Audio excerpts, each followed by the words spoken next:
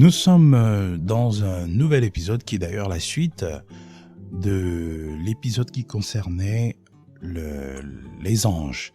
D'accord? Donc c'est la deuxième partie parce que j'estime qu'il y a beaucoup de choses à dire sur le sujet. Mais bon, bien entendu, l'essentiel est le maître mot. Et pourquoi est-ce que c'est important de parler de ce sujet? C'est tout simplement parce que c'est une réalité et moi je la tutoie au quotidien parce que effectivement le Seigneur place des personnes parfois inconnues à ma disposition pour m'aider, pour m'assister, pour me confirmer d'ailleurs, en tout cas m'apporter des messages qui confirment ce que Dieu me dit dans l'intimité, dans le secret, dans mes temps de prière par exemple. Et d'ailleurs c'est tout à fait biblique lorsqu'on prend l'exemple de Joseph lorsqu'il fallait quitter fuir pour aller en Égypte, d'accord, avec sa femme et Marie, alors que Hérode avait un plan maléfique à l'encontre de Jésus. Il a fallu que un ange apparaisse à Joseph en songe pour pouvoir lui donner un message de la part du Seigneur. De même qu'il avait fait avant même que Jésus ne naisse, donc lorsque Marie était enceinte justement par la vertu du Saint-Esprit, alors que Joseph avait la pensée de rompre secrètement avec Marie, le Seigneur lui est apparu en songe pour lui dire que cet enfant venait de lui. Donc là, on comprend très bien que Dieu peut utiliser des songes des anges à travers un songe pour nous parler, tout comme il peut permettre aussi que ça soit une personne physique qui va nous apporter un message salutaire pour nous aider en tout cas. Et ça, nous le vivons, mais parfois nous ne savons pas reconnaître que là, telle personne est un ange ou tel autre ne l'est ou ne l'est pas de toute façon. Donc moi, je me souviens tout récemment, dans ma résidence, il y a une femme à qui je disais bonjour tout le temps, sans savoir ce qu'elle faisait, qui elle était, et parfois même vous savez, souvent on peut avoir pas un dédain, mais des préjugés sur des personnes en fonction de leur apparence physique, en fonction de comment est-ce qu'elles se présentent en tout cas. Et tout ça, ça peut véritablement nous amener à étiqueter la personne, à la classer dans une certaine catégorie. Et parfois, ça peut affecter notre rapport à la personne. Donc, comment est-ce qu'on échange avec, l'attitude que nous avons en sa présence, etc.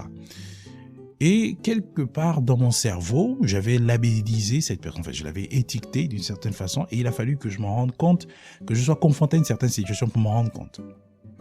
Et ça, une fois de plus, comme je dis, je vais parler de la façon la plus transparente possible, ok ? Bien entendu, avec un peu de filtre. Donc, j'avais étiqueté cette personne. Et un jour, j'étais dans un besoin que seul Dieu et les personnes qui me sont très intimes et très proches savaient. Et du coup, un jour, j'étais dans un transport et avec un ami, un frère, et nous allions, en tout cas, on se déplaçait pour aller. J'avais stationné quelque part dans une ville parce qu'il y avait de la pluie, je pouvais pas conduire sous la pluie et elle était très forte. Donc nous avions pris des transports, un bus, et nous allions à la gare. Puis de la gare, nous allions prendre un train qui devait nous permettre en tout cas d'arriver à la ville où j'avais garé mon véhicule. Et du coup, qu'est-ce qui se passe? Dans ce bus, Dieu a permis que... alors, qu'est-ce qui s'est passé? J'ai reconnu la dame, elle était juste en face de moi, mais elle n'était pas sur mon champ de vision. Enfin, je n'étais pas dans son champ de vision, donc elle ne me voyait pas. Moi, je l'avais reconnue, mais après, je me suis dit, bon, on est nombreux dans le bus, bon voilà, pas besoin de... Et qu'est-ce qui se passe? Il y a eu une petite secousse, et donc le conducteur du bus a freiné de façon très brusque. Et là, tout de suite, la dame est venue elle s'est heurtée à moi. Et là, elle a levé la tête. Je dis non, il n'y a pas de souci. Elle a commencé à demander des excuses. Et j'ai dit non, bonjour, j'espère d'ailleurs que vous allez bien. Ah oui, d'accord, c'est vous, je ne vous ai pas reconnu, etc. Et de là, une conversation s'est installée et elle a commencé à parler toute seule. Ah mais d'accord, vous allez où? Moi, je dis que je vais à telle gare. Ah, moi aussi, je vais à la gare, je vais à tel endroit, etc.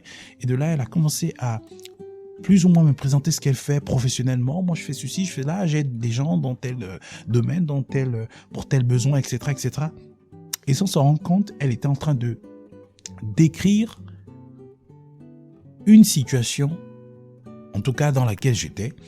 Et en fait, elle était en train de plus ou moins présenter la solution, enfin une piste de solution par rapport au problème que je rencontrais en ce temps-là. Et je me suis dit, mais oulala, c'est extraordinaire. Et je regardais mon ami, parce que mon frère en Christ, je le regardais parce qu'on venait à peine de prier, d'accord, à ce sujet. Et là, tout de suite, on se dit, mais mais Dieu est vivant, il est réel, il est en train de répondre à ma prière. Et lorsque le bus a garé, et la dame était restée toujours là. Non, mais elle était pressée, mais elle me l'a dit, mais non, n'hésitez pas, si vous avez besoin dans tel, pour tel sujet, etc., etc., je peux vous aider, voici mon contact. Elle m'a accordé un temps de qualité alors qu'elle était pressée, visiblement. Et là, je dis, waouh, ça c'est Dieu qui parle. Et les jours qui ont suivi, je l'ai contactée, elle m'a invité chez elle, on a échangé, on a eu une conversation de plus d'1 heure. Et nous parlions comme si nous nous connaissions depuis très longtemps. C'était extraordinaire.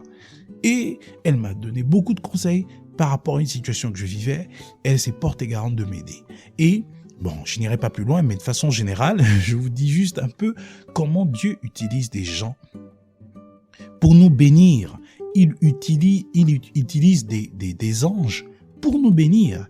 Et cette dame a été un ange pour moi. Pourquoi? Parce que elle ne me connaissait pas et moi je la connaissais pas non plus. Et d'ailleurs, j'avais même des préjugés sur elle sans savoir exactement ce qu'elle était, ce qu'elle faisait, ce qu'elle pouvait m'apporter en fait dans ma vie.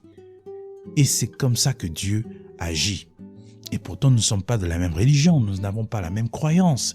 Mais Dieu utilise qui il veut. Souvenez-vous, dans la Bible, Dieu utilise un âne sur lequel Dieu va arriver, je crois, dans la ville. Je ne sais plus très exactement.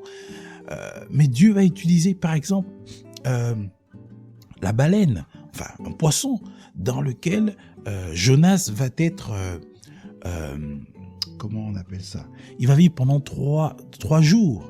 Et pendant ces 3 jours-là, il va prendre conscience qu'il faut entrer dans la mission de Dieu, répondre à l'appel de Dieu. Et ça s'est passé dans le ventre du poisson. Donc Dieu peut utiliser qui il veut. Il peut utiliser qui il veut, même un poisson, même un âne, même un corbeau, quel que soit l'outil, quel que soit le moyen. Lorsque Dieu veut nous parler, il va utiliser qui il veut. Et en ce qui concerne les hommes, il va utiliser naturellement des anges. Et ces anges, parfois, ce sont des personnes que nous méconnaissons, que nous méprisons. Et c'est d'ailleurs là la leçon de vie. On ne doit jamais mépriser les gens. Quelle que soit leur apparence physique, quelle que soit leur prestance, nous ne devons pas les négliger. Et que nous soyons chrétiens ou pas, nous sommes humains. Et la nature humaine a souvent ce caprice d'émettre un jugement spontané sur des situations, en tout cas de commenter, d'émettre des jugements sur des gens en fonction de notre ressenti du moment. Et l'invite que je fais à travers cet épisode, c'est de tout simplement avoir de recul, de prendre une grandeur d'esprit en tout cas face à ce sentiment qui est tout à fait subjectif. D'accord? Parce qu'il faut être au contact de la personne pour finalement se faire une opinion objective de la personne. Donc, tant qu'on n'est pas confronté à cela, il faudrait qu'on émette quelques réserves à l'idée du jugement qu'on peut se faire de cette personne-là. Donc, depuis lors, je me suis dit, alors là, il faut vraiment prendre du recul et arrêter de juger les gens de façon systématique. Parce que on se trompe en général. Donc, voilà un peu ce que Dieu m'a enseigné et il m'a fait comprendre qu'il peut utiliser qui il veut, des anges mis à notre disposition pour nous servir. Et nous aussi, naturellement, nous pouvons servir d'autres personnes en fonction de notre disposition d'esprit, en fonction de ce que Dieu veut. Donc, voilà, Dieu utilise des hommes, vous et moi, pour servir des personnes. Donc voilà un peu ce qu'on peut retenir de cet épisode. J'espère qu'il vous a été utile pour comprendre l'importance des anges dans notre vie et sur Terre. Ça nous permet d'aborder la vie autrement.